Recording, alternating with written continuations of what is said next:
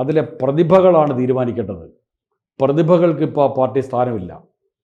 ഈ ഒരു കാലത്ത് കോൺഗ്രസ്, ഇന്ദിരാഗാന്ധിയുടെ കാലത്ത് പോലും കോൺഗ്രസ്സിൽ ചില സംസ്ഥാനങ്ങളിൽ പ്രമുഖന്മാരുണ്ടായിരുന്നു. ആന്ധ്രയിൽ നോക്കിയ ബ്രഹ്മാനന്ദ റെഡ്ഡി, കേരളത്തിലൊരു പരിധി വരെ കരുണാകരൻ, ഒരു പരിധി കഴിഞ്ഞപ്പോൾ കരുണാകരൻ ദുർബലനായിപ്പോയി. അതേപോലെ തന്നെ പശ്ചിമ ബംഗാളിൽ സിദ്ധാർത്ഥ ശങ്കറിന്, അങ്ങനെ പിന്നെ ബീഹാറിൽ അബ്ദുൽ ഗഫൂർ, അങ്ങനെ ഒത്തിരി ആൾക്കാർ, മഹാരാഷ്ട്രയിൽ ഒക്കെ YB ചവാനും ഒക്കെ ഉള്ള, നരസിംഹറാവു എന്നും പക്ഷെ ആ ഗണത്തിൽപ്പെടുത്തുന്നതല്ല, തമിഴ്നാട്ടിലെ കാമരാജ്, അങ്ങനെയൊക്കെ ശക്തരായ നേതാക്കന്മാർ, പ്രാദേശികമായി വലിയ തലയെടുപ്പുള്ള നേതാക്കന്മാരുള്ള പാർട്ടിയായിരുന്നു കോൺഗ്രസ്. എന്നാൽ ഇന്ദിരാഗാന്ധിയുടെ ഒരു അടിയന്തരാവസ്ഥയ്ക്ക് ശേഷം അതെല്ലാം നിഷ്പ്രഭമായി ഒരു പറ്റം അടിമകളുടെ പാർട്ടിയായത് മാറുകയും ചെയ്തു.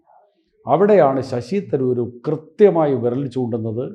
അടിമകളെല്ലാം കൂടി ചേർന്നുകൊണ്ട് ഒരു കുടുംബത്തിലെ പരമ്പരാവകാശികളെ വാഴിക്കുന്ന ഒരു ജനാധിപത്യത്തെ അത് ജനാധിപത്യമായി അംഗീകരിക്കാൻ കഴിയില്ല എന്നുള്ള അദ്ദേഹത്തിൻ്റെ ആ പ്രസ്താവന വളരെ ഇപ്പോൾ തന്നെ നമ്മൾ കണ്ടു. കൂടുതൽ വാർത്തകളും വിശേഷങ്ങളും നിങ്ങളിലേക്ക് എത്താൻ ABC മലയാളം സബ്സ്ക്രൈബ് ചെയ്യുക, ബെൽബട്ടനും അമർത്തുക.